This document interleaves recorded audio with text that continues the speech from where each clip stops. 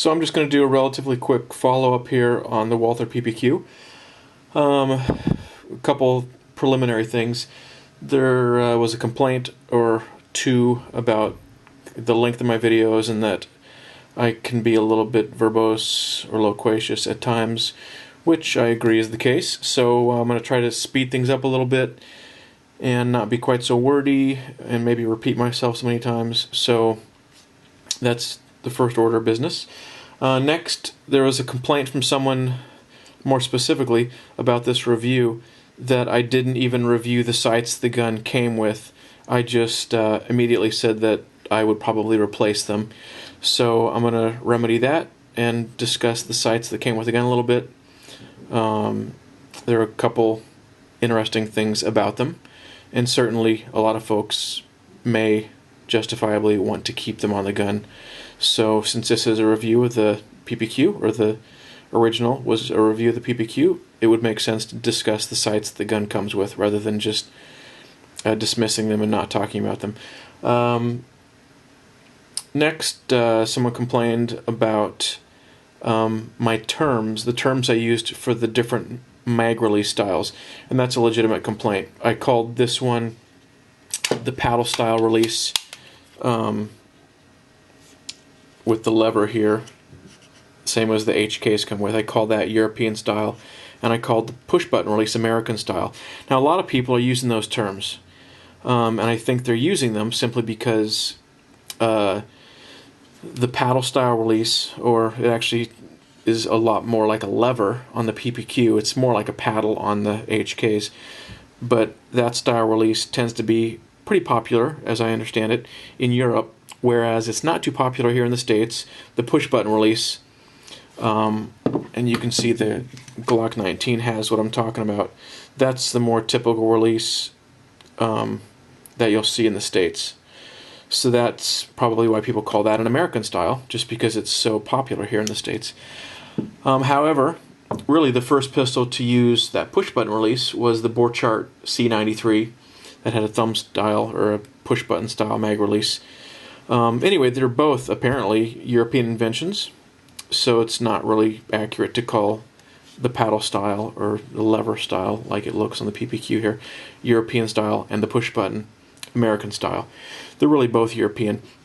Anyway, from here on out, I will simply refer to them as the paddle style, or lever style possibly on occasion, and the push button style.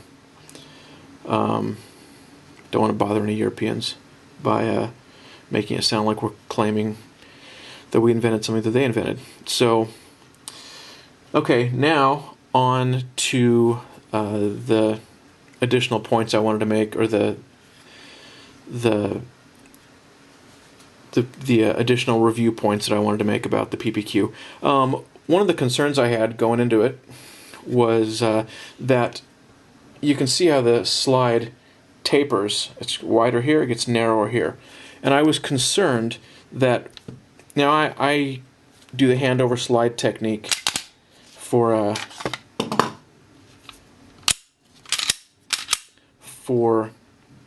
chambering the first round. Put the mag in, and a lot of people will press the slide lock with their thumb to drop the slide. I don't do that. I just put my hand over the top of it like this, pull back, and let go. That's the technique I use. It's the same technique you'd use for a tap rack if you have a malfunction. So I like that consistency. And slide stops are shaped so differently on many different guns. And under duress, it seems like that difference, in addition to it being a small target, might be a little more difficult to manipulate, whereas just putting your hand over the top of the slide, pulling back, let go, seems like a better technique to me. And again, for consistency, I do that both for tap rack, malfunction clearance, and also just to drop the slide on the first round, or to chamber the first round. And so the point is, my concern when I bought this gun, or before I bought it, was that I thought possibly this tapered slide could bother me. For example, a Glock, the sides are parallel. So I know that I think that's pretty comfortable. I was concerned that this taper might bother me, might make me feel like my hand would slip off the top. Anyway, it actually is pretty comfortable. That doesn't bother me. So I just wanted to kind of make that observation. Also, I think someone else had said that they thought the slide cocking serrations on the PPQ were sharp. I don't feel like these are sharp at all. On the front, where they've cut them away for the Walther logo, actually the tips of these are a little sharp. Probably the only thing I would use the front cocking serrations for could be a chamber check, so you can pull back using the front to look in the chamber. So that's one technique that some people teach, is just to grab this, pull back a little bit, and look in the chamber. Of course, there are other techniques too. You can grab it back here, or with a 1911 you can do a press check. You can actually push on the front of the slide here. There are a variety of techniques. With the Glock, I've actually really gotten accustomed to using the chamber check indicator, or the loaded chamber indicator rather. So this is the extractor. That's the extractor, and when a round is in the chamber, the rim gets underneath the front of this, and so the front of this swings out like this. Let me just demonstrate. So the front of that, let's see if the camera's on. Yeah, it should be able to focus closely enough for that. There you go. So the front of that is getting pushed outward by the round in the chamber, by the rim being underneath the extractor. So it's really, really easy for me to just run my finger forward over that and feel that there's a round in the chamber. So I like that technique with the Glock. Now, I discussed before on the first review that that the extractor on the PPQ here also acts as a loaded chamber indicator, but that it doesn't really, not really obvious. That was with a snap cap. So if we throw around and do a magazine here, chamber around, let's drop the mag out, let's not pull the trigger. Now this is opposite of the Glock. This one, I haven't taken this gun apart yet, or at least I haven't detail stripped it, so I'm not exactly sure how this works, but the pivot point for this extractor must be here in the center, because when the rim gets under the front of the extractor here, the rear of the extractor, the loaded chamber indicator portion of it, goes inward, goes into the frame, rather than something sticking out. So the loaded chamber indicator on this gun is back here. I told you you couldn't even really tell. And with the snap cap, that was true.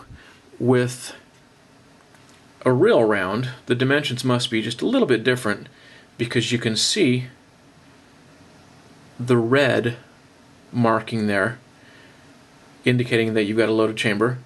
But also, if you run your finger over this, rather than having something that sticks out, you've got the loaded chamber indicator sinking inward, making a depression here.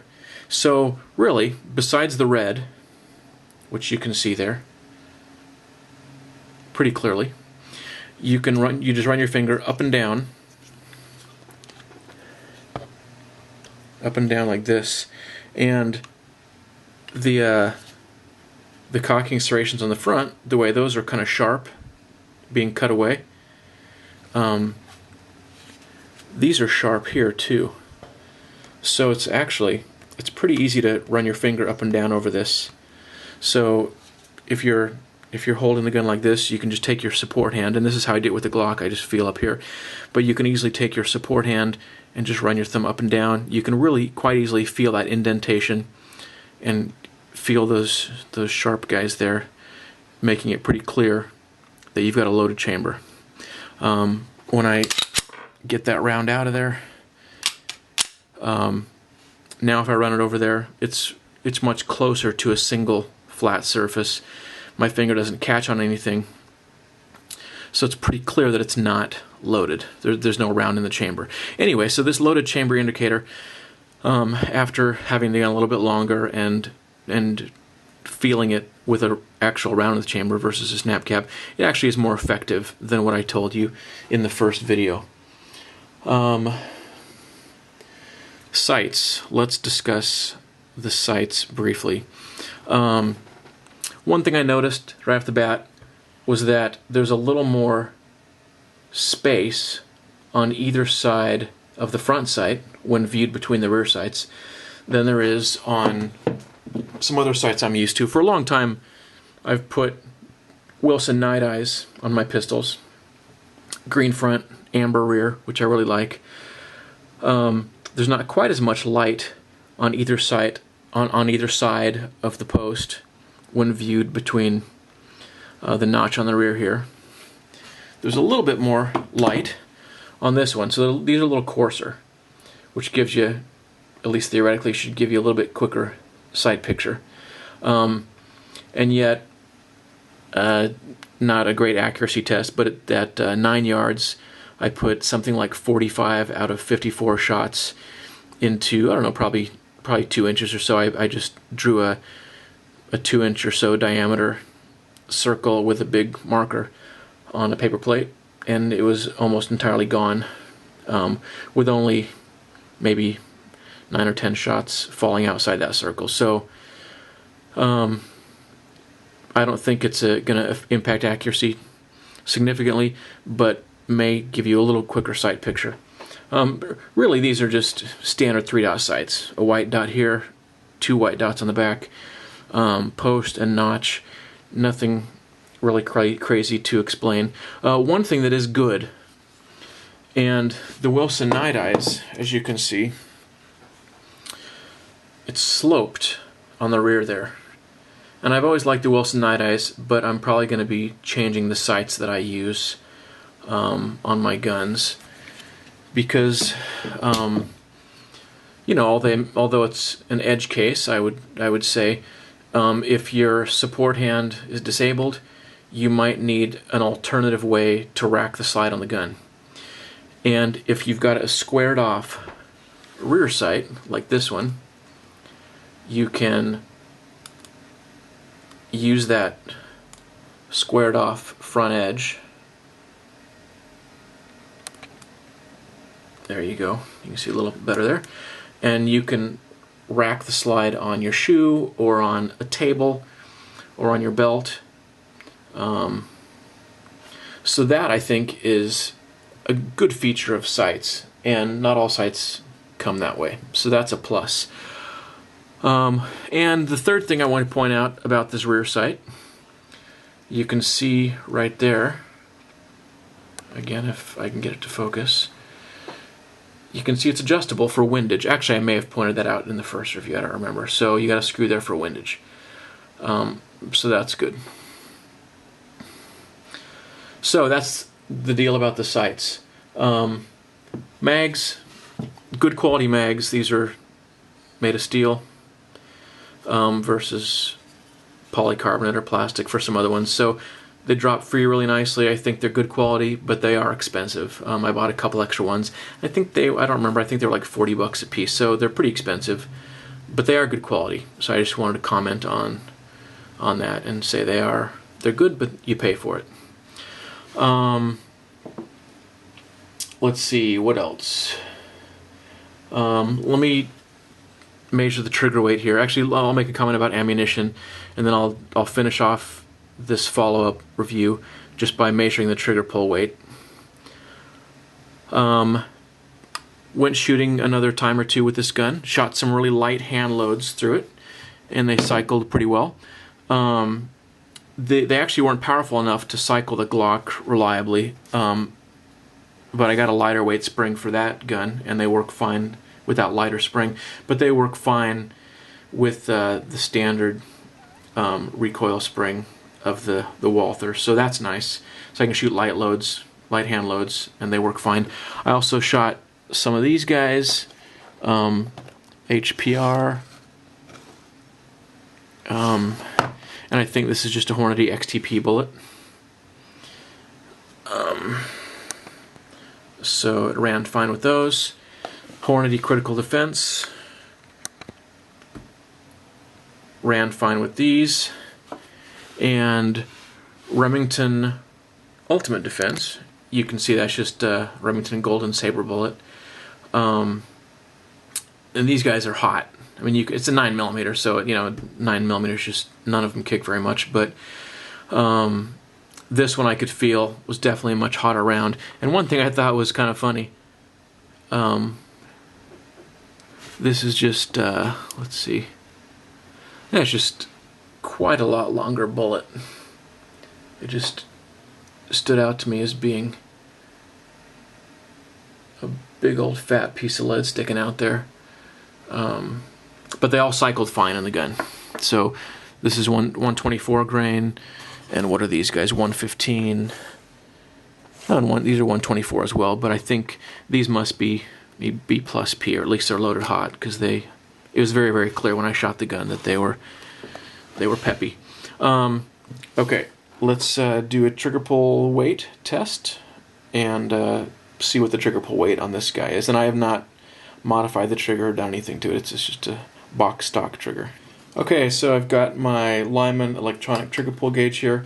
Let's just do a few pulls, and then we'll average them out and see what it comes to. So I'm just gonna put on the trigger and let it fall where it will naturally fall, which I'm thinking is about where my finger is gonna be when I fire the gun. Actually, let's see here.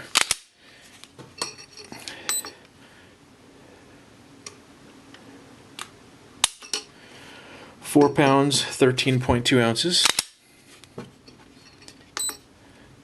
And I just I clear it initially, then I press ready to repeat each trigger pull test. And then when I'm done, up to 10 pulls, I press average, and it gives me the average. So let's keep going here. That's 2. Click ready.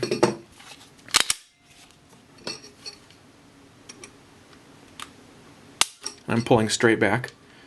5 pounds, 5 ounces.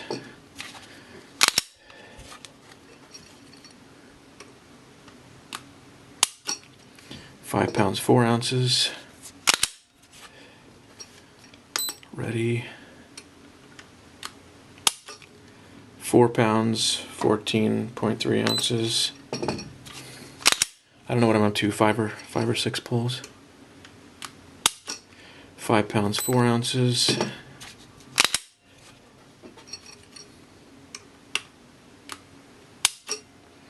£5, 11 ounces.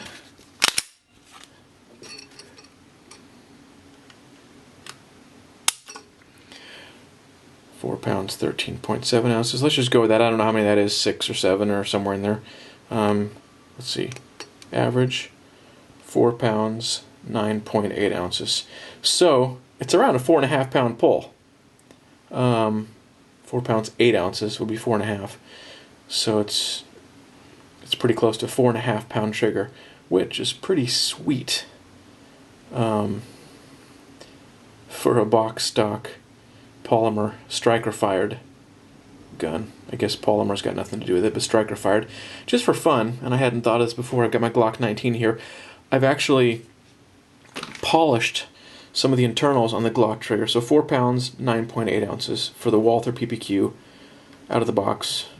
Let's clear this, and just for fun, I've actually polished the internals on the trigger on this Glock, so it should be a little bit better than factory.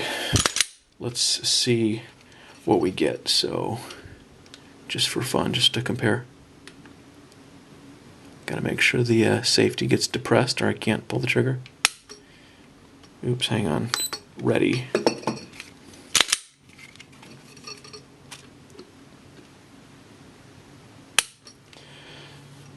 £7, 11 ounces. Ready.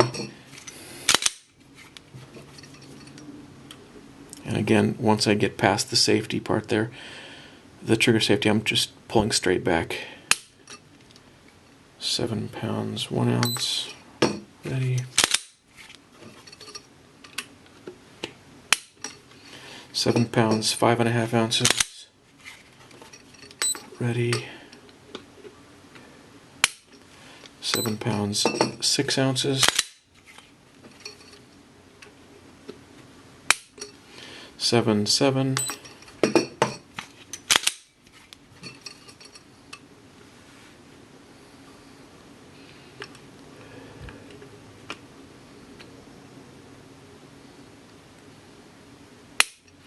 £7 4 ounces, so let's average those together. £7 6 ounces. So it's a little bit heavier. £7. It's about 7.5 pounds versus 4.5 pounds. Now on this one, the trigger pull gauge was probably falling a little bit higher on the trigger than where I would actually pull with my finger. And on the Walther, it may have been actually falling in a more appropriate place, closer to where my finger falls. So there may not be quite as big a difference, but still, clearly the PPQ trigger is lighter. And also, I can tell you, it is smoother and crisper in its break and its reset. Just a better all-around trigger, including being a couple pounds lighter. Maybe as much as close to 3 pounds lighter. Alright, that's my follow-up review on the Walther PPQ.